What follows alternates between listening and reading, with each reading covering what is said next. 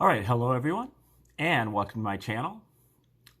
This is an educational channel, and we've been in the middle of doing a lot of Bible decodes from, in particular, the Gospels, and in particular, the Book of Luke. And these are all coming from the new book from Michael Menescot's called Christianity's Origins as a Flavian Secrecy Cult. And that just came out about 6 months ago. And he is one of many authors who have been kind of promoting the Roman origins hypothesis of the New Testament. The New Testament was not written in Greek by a bunch of semi-literate Jews in Judea, but it was written by a bunch of highly educated, elite Roman Caesars and their families with unlimited resources and Greek as their primary language, with Latin also emerging amongst the elites. And the Romans wrote the New Testament because they wanted to figure out a way to neutralize the Jews. The Romans had taken over in Judea around 63 BC. And as you know, they had a giant empire that spanned, pretty much the entire Western world, and or at least as it was known then.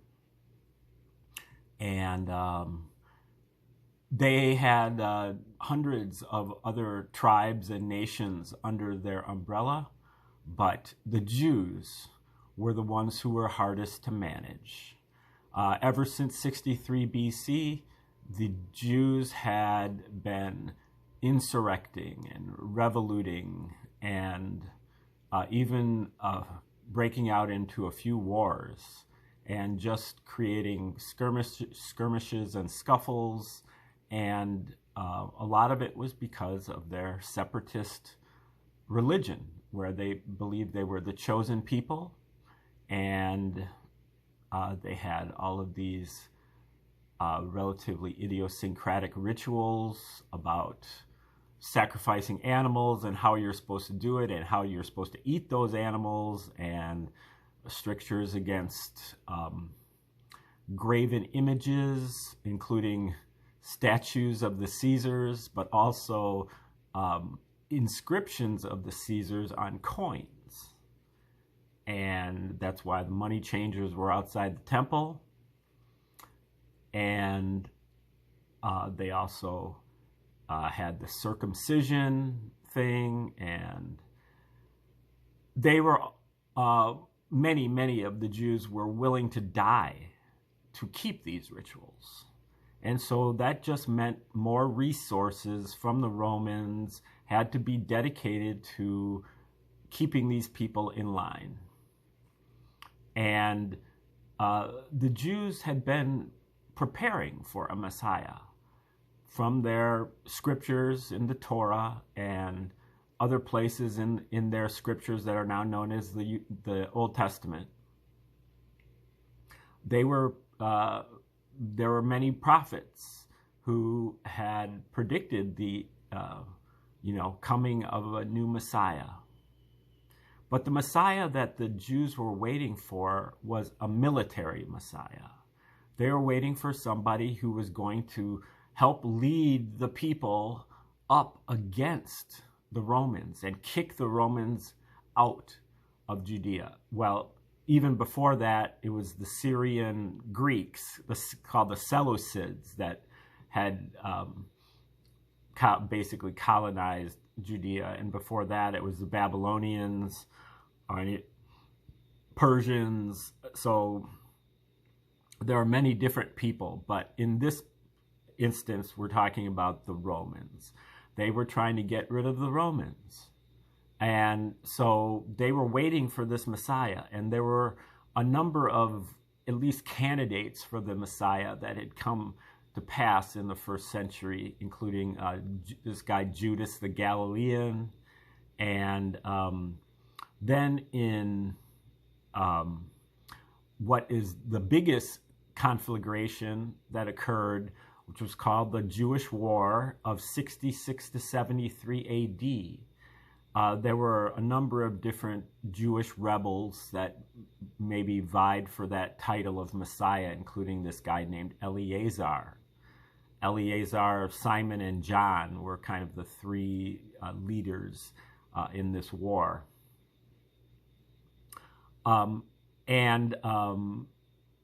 Both the two leading generals for the Romans were Vespasian and his son Titus. Vespasian was the original general, and then when he became emperor, he appointed his son Titus to be the new general.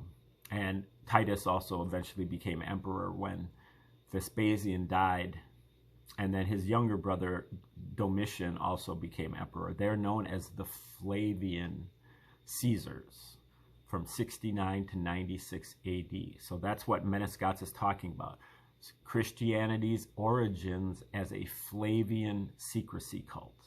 So a secrecy cult is kind of like the Masons or something, where you get initiated at a low level and then, you know, it's kind of compartmentalized. You don't know anything more, but then gradually you get another level of initiation and then another higher level, and eventually you learn more and more about what's going on.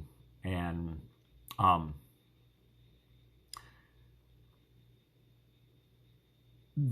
so both Titus and Vespasian were actually wounded in this war. And they were just tired of the Jews.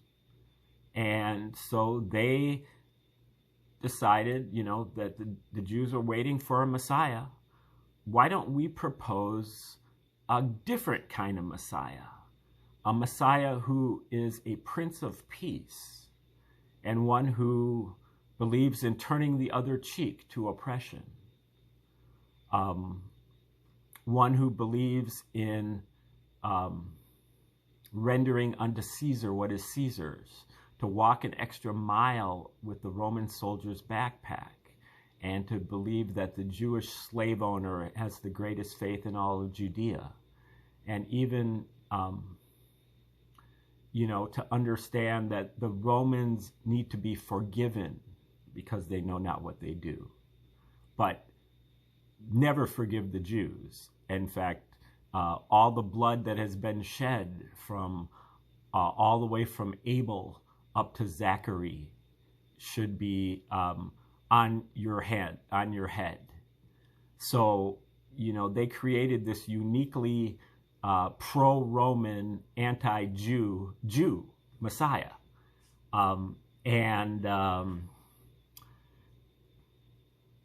They did it through this character named Josephus. Don't believe that Josephus ever lived, but Josephus wrote an autobiography, and in his autobiography, he claimed to have been one of the Jewish leaders in the war and one of the generals, but he was captured by Vespasian. And at that point, he recognized that God favors the Romans and not the Jews. And so he defected to the Romans. And he gave Vespasian a prophecy saying that I foresee that one day you will become the emperor.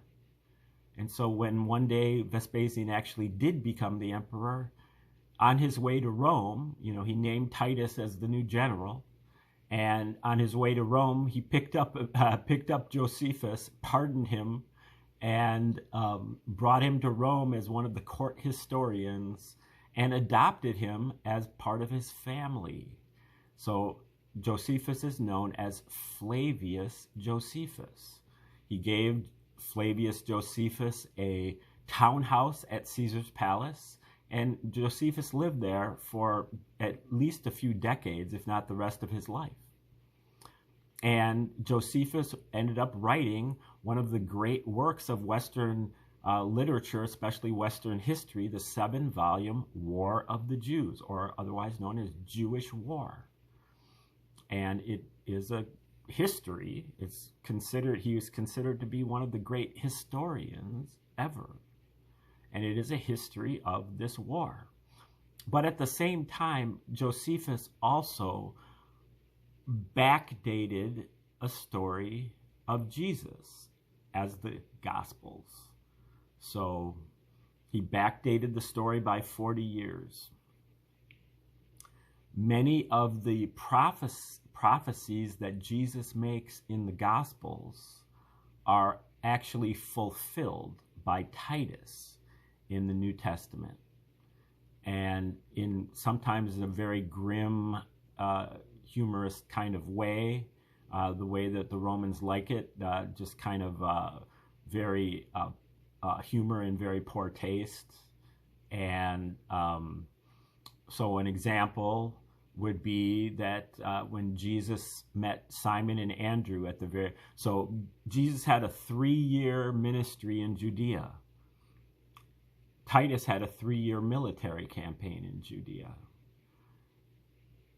So at the beginning of that campaign on the Sea of Galilee, Jesus meets Simon and Andrew on the fishing boat. He convinces them to leave their father without even saying goodbye.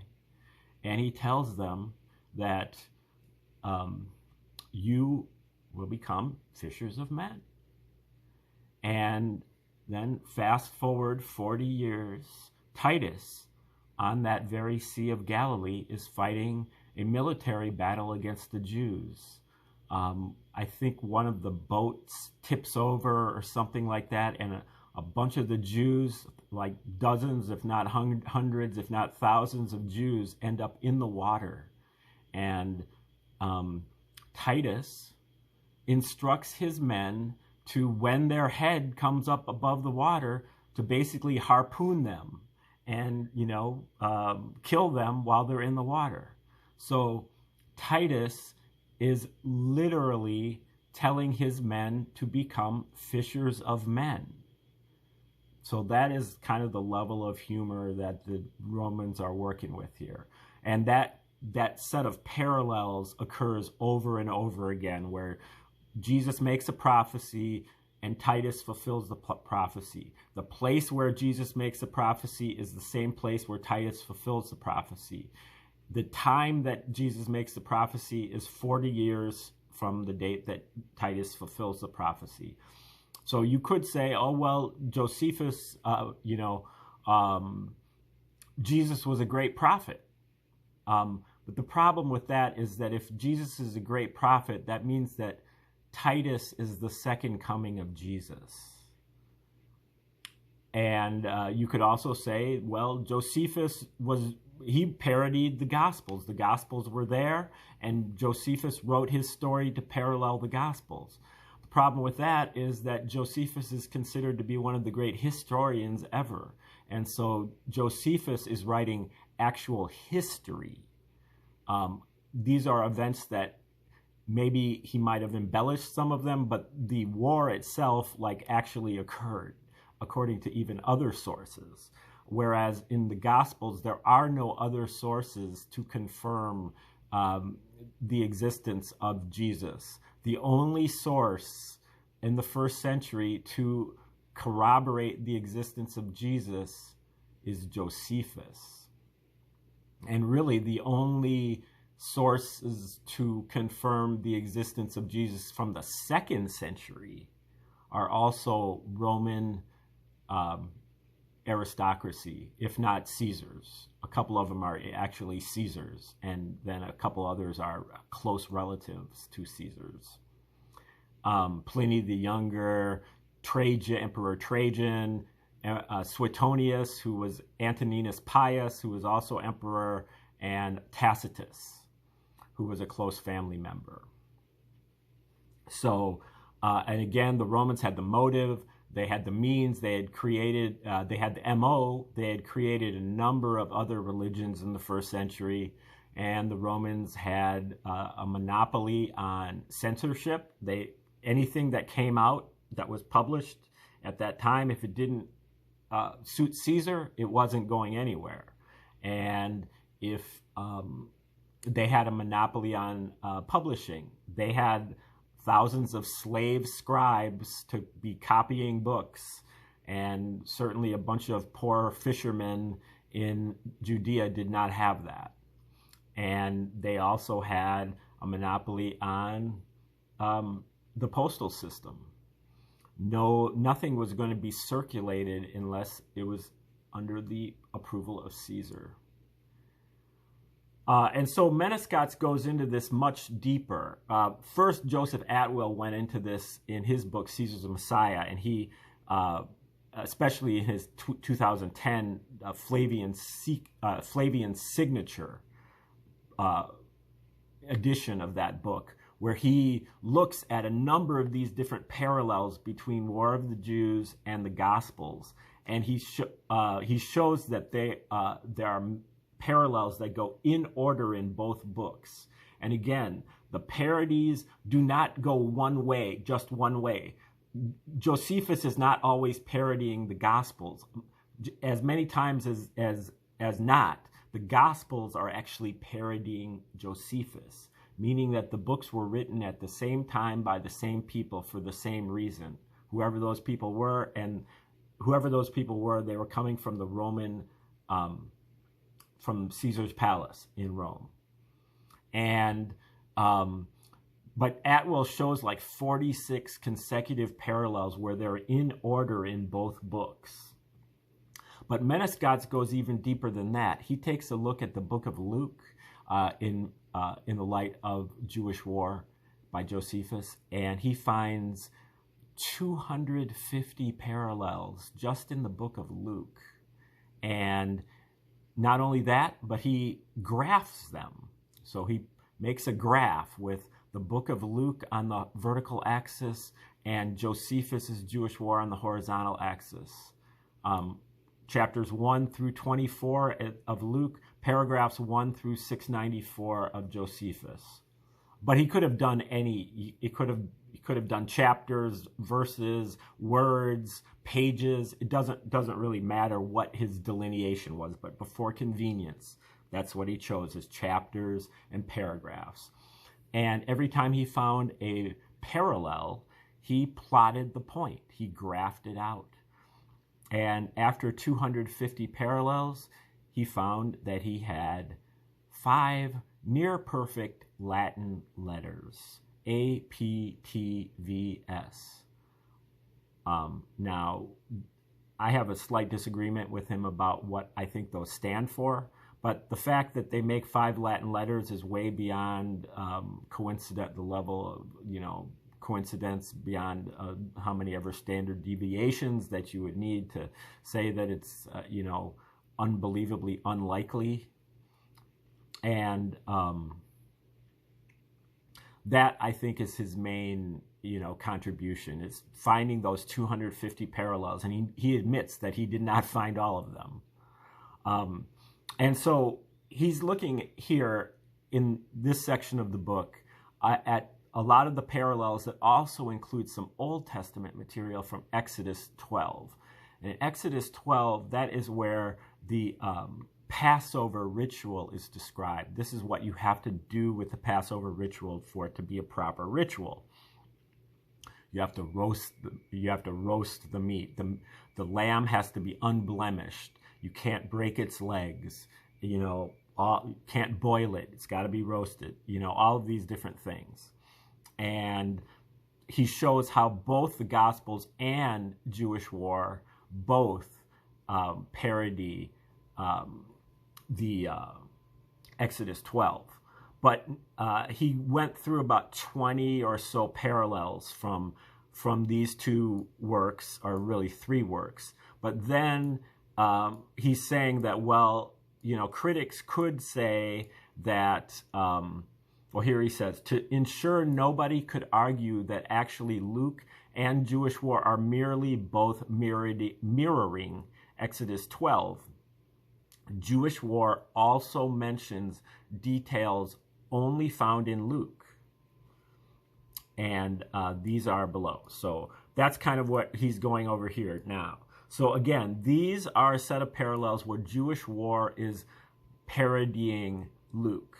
But like I said, there are just as many, if not more, parallels where the Gospels are parodying Josephus. So you can't just say that, oh, well, Josephus, and in addition, they both came out at about the same time. Especially the book of Luke. The book of Luke came out, I think, undeniably later than Jewish war. At the earliest, at the same time as Jewish war, which came out in the early to mid 70s AD. Okay, let's see. We're going to go through these parallels probably pretty quickly here. And he doesn't really even, okay. He's going to be using Luke 1:31 and Luke 2:7, and a little bit of a contribution from Matthew 1:13. Jesus, the sacrificial lamb, was the son of Mary. At birth, he was placed in a manger, which is an eater for animals. The parody in Jewish war comes from paragraph 618, which we've quoted quite a few times, where this is occurring during the siege of Jerusalem, where there's an embargo on food, basically, and everybody inside the walls of Jerusalem is starving. And a character named Mary, the only character in War of the Jews named Mary, decides that she has an infant son, and she gets so hungry that she decides to kill her baby son and roast him. And the section here says, the baby boy who was eaten and cooked as a sacrifice to complete the calamities of the Jews was the son of Mary. Okay, now the next one is Luke 2:34-35. Simeon said to Mary, his mother, this child is set for the fall and rising again of many in Israel. Yea, a sword shall pierce through your Mary's, referring to Mary. A sword shall pierce through your own soul. And in that, the Greek word for animal innards is used for own soul. So, yea, a sword shall pierce through your own soul, also so that the thoughts of many hearts may be revealed. Again, Jewish War 6:18, Book 6, Chapter 3, Paragraph 4. Mary sacrificed and ate her baby son, and the famine pierced Mary, her very bowels and marrow. So, using the same words, pierced, and Josephus uses the words bowels and marrow. And the word is translated as soul, but it's the Greek word for animal innards. Okay, the next one, Luke 4:23. And Jesus said, whatsoever we have heard done in Capernaum, do also here in your country. And he's referring to paying the half-shekel temple tax, since in Matthew 17:25 it says that in Capernaum they were asked to give the tribute money, which was the Jewish half-shekel temple tax. Going to Jewish War 6:17.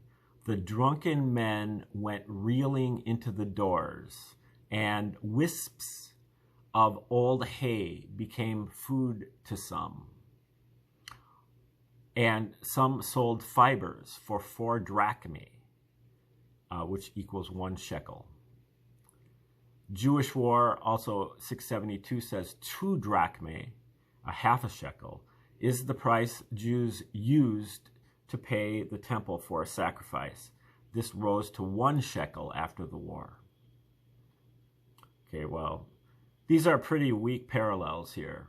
But again, when there are 250 of them, sometimes some of them are going to be weak, and some of them you have to actually search for. There are going to be some of them that knock your socks off, but like we did one yesterday that knocked my socks off. But some of them are just there so that they can put a dot there.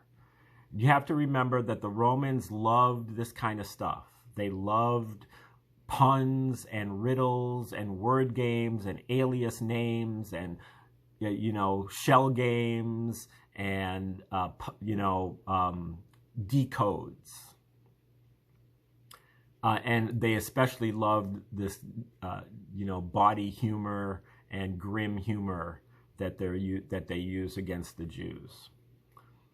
Jesus, this is Luke 23:32. Jesus was taken to be crucified.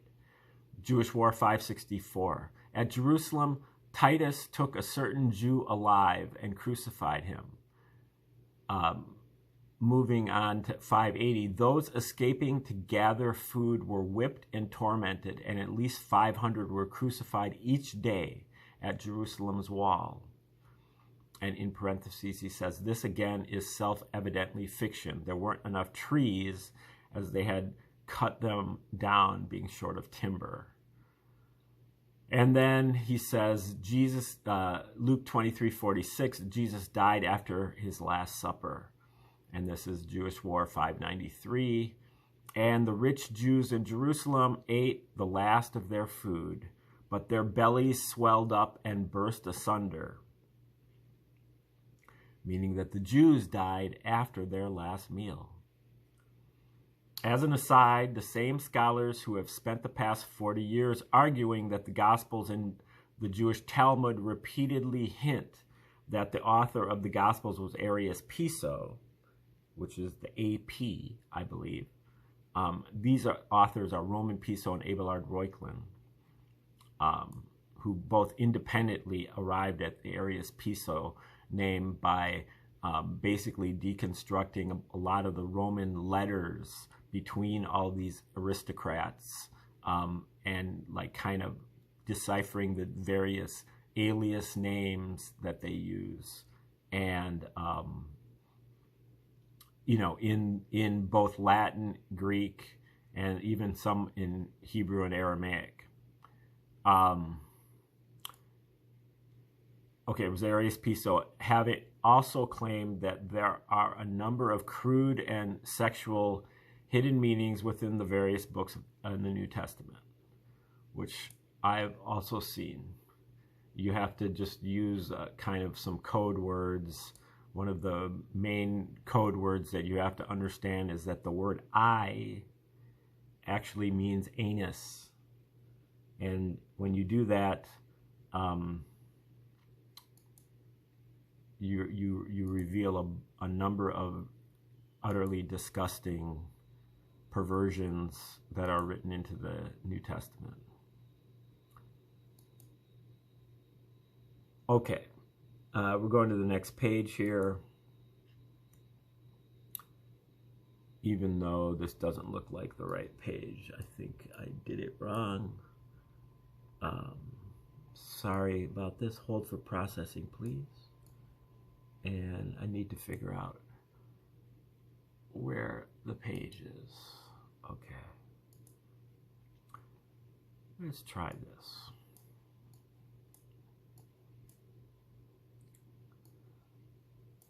Okay. There's a few more parallels here.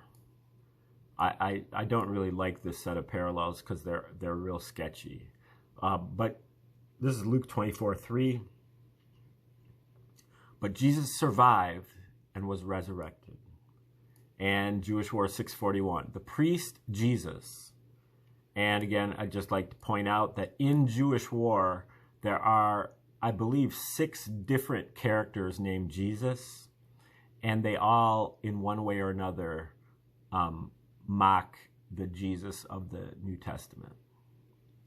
Okay, so Jewish War 641. The priest Jesus survived the siege since he was preserved by Titus for giving him precious things of the Holy Temple. Okay, Luke 22:20, likewise, also the cup after supper, saying, this cup is the New Testament in my blood, which is shed for you. On that parallels Jewish War 578. Simon and John, two of the Jewish leaders, Simon and John took turns despoiling the people, such that they drank the blood of the populace to one another. If the robbers discovered food belonging to anyone, they seized upon it and swallowed it with their blood also. Okay, and then Luke 23:33, when Jesus was killed, he died at the 9th hour. Jewish War 603, 12 men gathered a few others and went about the 9th hour of the night and cut the throats of the guards as they were asleep, and ordered the trumpeter to sound his trumpet. And he's saying, mirroring the trumpet sounding when Jesus died, and also mirroring Jesus' betrayal due to sleep. Titus gave orders that they should attack the guards of the temple about the 9th hour of that night. And this battle continued from the 9th hour of the night till the 5th hour of the day. And the priests slay their sacrifices at the 9th hour till the 11th, along with 250,000 slain at the same time by the people. Okay, now he's asking, is anything missing from the Exodus 12 ritual? One point is that the firstborn male dies, which is found in Exodus 12 and also in Luke 23:33. In Jewish War, I think it is at paragraph 590, book 5, chapter 12, paragraph 1, where Matthias Boethus is forced to watch 3 of his 4 sons killed, with the 4th escaping to Titus. I exclude it as I am not certain, but if I had plotted 23:23 versus 590, it would align perfectly with the APDF's TVS pattern also. In these latest examples, Jewish War is offering parodies of Jesus' story. For example, Mary sacrificing her baby, or Titus letting Jesus survive, or the Jews drinking the blood, etc. So I will revert to plotting these as black dots, these latest ones highlighted in green outline. As with the red ones for Exodus 12, they all align perfectly with the VS of the APTVS pattern, or it could be US. So what he does is he plots when Josephus is parodying the Gospels, he plots that as a blue dot, and when